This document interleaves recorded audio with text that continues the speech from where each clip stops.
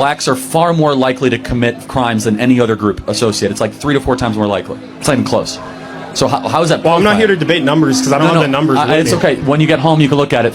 Black Americans are 13% of the population. They commit 55% of the violent crime. A statistic I've heard before. Right. And I don't have the numbers to It's fine. counter. You can independently fact check it later. I don't anticipate you to have it off the top of your head. But why is that?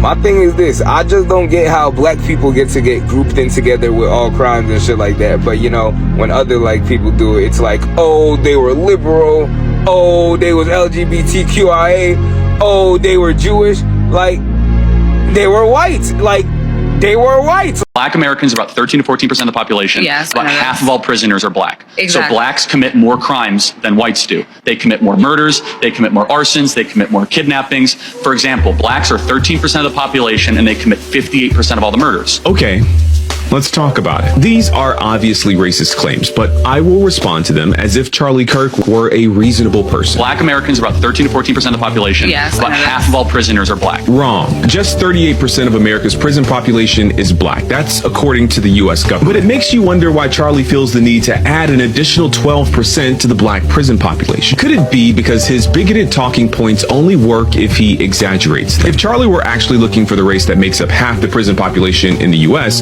he'd look no further than white people at 57%. Exactly. So blacks commit more crimes than whites do. Wrong. The word "so" is doing a lot of heavy lifting in that sentence. Exactly. So blacks commit more crimes. He's saying "so" as in therefore, as in one could conclude, but Charlie knows he's lying. Even if he hadn't just lied about the black prison population, Charlie is smart enough to know that correlation does not equal causation, but he's hoping that you don't know that. So he deploys the word "so" to make you think he's coming to an obvious conclusion. Exactly. So blacks Instead, he's making an illogical, racist leap. Charlie knows that we don't have usable data about who commits crimes. It's impossible to have that data since so many crimes go both unreported and or unsolved. Charlie knows that we only have data about arrests and convictions. I'll come back to that data in a moment. What's painfully obvious is that Charlie Kirk isn't interested in understanding the statistics he so carelessly misquotes. He's interested in making bad faith arguments. Something that becomes even more obvious in his next point. blacks are 13% of the population and they commit 58% of all the murders. Wrong again, and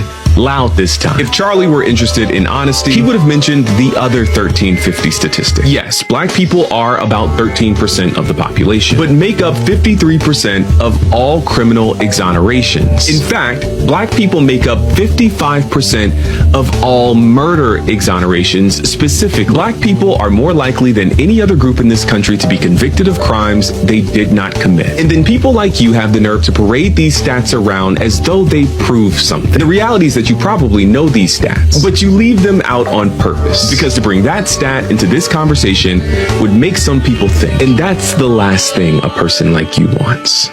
I need you guys to take the time to read this comment. Of all the wrongful convictions that people are cleared from, why are black people making up 60% of them if they are a minority? Why isn't this common knowledge? This is because of racial profiling. Police that racially profile. Racist white people accusing the wrong person of a crime. Police pressure during interrogations that make black people confess to a crime that they did not commit. All white juries are more likely to wrongfully commit black people.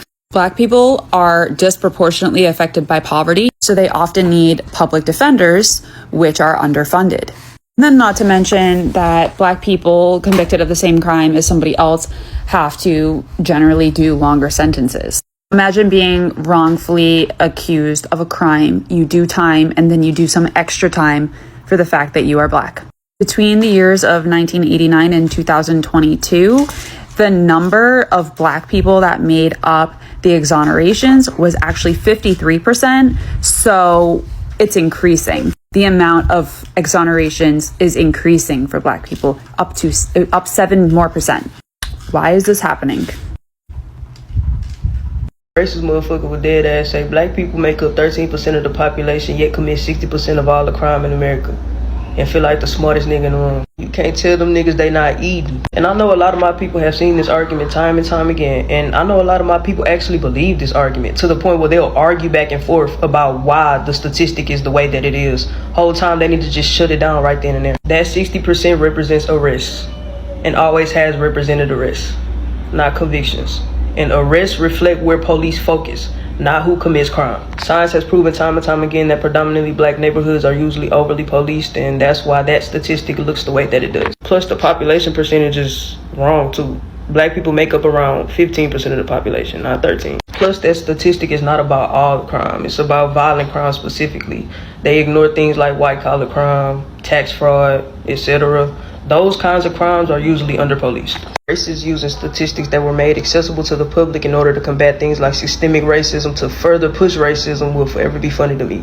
Hello guys, and welcome to the Joy Report, where we get an outsider's view with an insider's clarity. Every time the topic of race and crime comes up, someone confidently repeats the line, black people commit more crimes than whites. But when the statement is peeled back, it's clear it's not a fact. It's propaganda. What they're really saying, often without realizing it, is that black people are more often convicted of crimes in America than anyone else. That's a very different statement, and it tells a much darker story about how the criminal justice system actually works, or rather, who it works against. Before we proceed, all credit goes to the creators of these videos. Let's watch a few more clips and I'll be back with more commentary. Oh, racists love this statistic and we're going to talk about it. But first, fellow white people, let me ask you this. Let's say you're charged with a crime and when you go to court, the only white person there is you. The judge is black, prosecutor's black, the jury's black. Can you honestly say that you believe that you would receive a fair and unbiased trial, especially if the victim of the crime was also black? To you, is that a jury of your peers? Because that's a reality that most black Americans face every day. In fact, if a black man and a white man are convicted of the same crime and have similar criminal histories, on average, the black man will receive a 19.1% longer sentence. Oh, and then don't forget exonerations for being wrongfully convicted.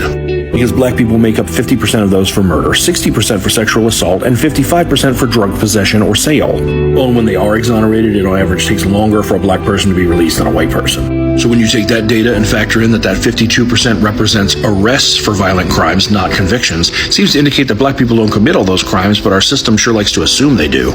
I keep seeing a lot of political commentators and uninformed individuals talk about how black people, despite being 13% of the population, commit 50% of the crimes. However, that is actually far from the truth, and I think it is important to debunk that. But unfortunately, a lot of people frame it in a way that they're trying to make black people appear to be more violent in order to justify racism and discrimination, as well as hate speech against black people. But this statistics is actually not based on reality for the most part. But there are actually a lot of confounding variables because black people are actually 8 times more likely to be arrested if a crime they did not commit. And you can find this study in many different sources. And according to many different estimates, 10% of people arrested are convicted of a crime they did not commit. And knowing that black people do indeed make up a large section of this population changes the nature of the stat. Next is the documented over-policing of black concentrated areas. Because black areas are disproportionately more likely to be over-policed, this also means that black people who do commit crimes are disproportionately more likely to be caught, which also influences the data set in a way that is aside from the true crime rate. Taking these two factors into account is going to significantly shed light into the nature of these data, and it does also significantly explain the overrepresentation. And the other thing is that, according to many studies, crime is more significantly correlated with poverty more than any other thing, including race. And unfortunately, due to historical disparities, black concentrated areas are more likely to be subjugated to poverty, which naturally increases the crime rate in black concentrated areas. And that's aside the fact that the 30-50 stats is not even true, unless you're only looking at robbery. In fact, if we're broadening the scope to all crimes, black people would make 29% of all the arrests. But knowing all these factors does indeed change the implication of the very misinformed stats that we oftentimes hear. It does also show how a lot of factors that are not specific or intrinsic to race influence the datasets. And correlation is not causation. And I think this is something that is important to bring light to.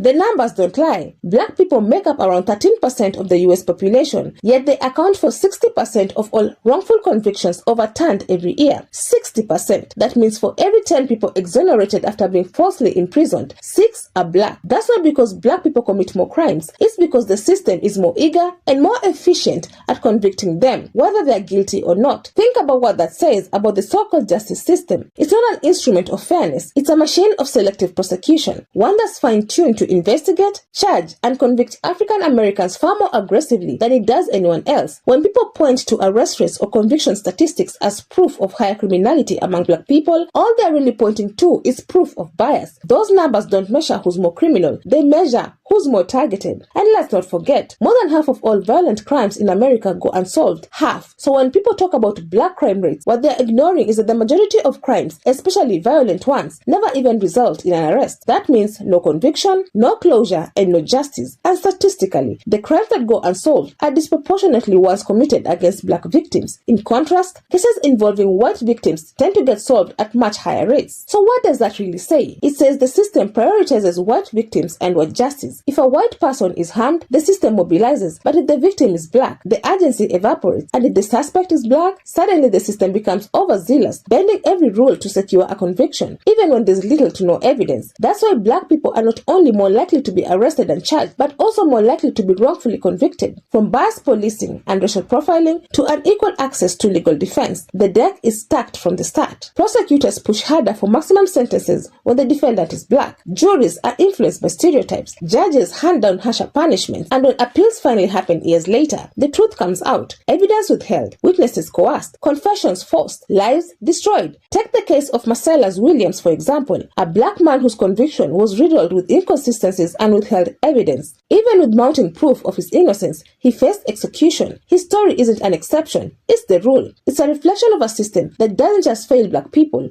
it actively targets them. This is Marcellus Williams, a man who's set to be executed in 4 days. Now, I have a problem. One of my followers just sent me this information, so I did hours of research, and I witnessed something that I've never seen before. The prosecutors, the people who put people in jail, came out and said, hey, he might not have done it. Can we just give him life in prison instead? They were denied. The family of the victim, he supposedly came out and said, hey, don't do it. And they were ignored. But why? Well, the answer is no one knows. But the story gets a little crazier than that. See, this isn't the first time he was supposed to be executed.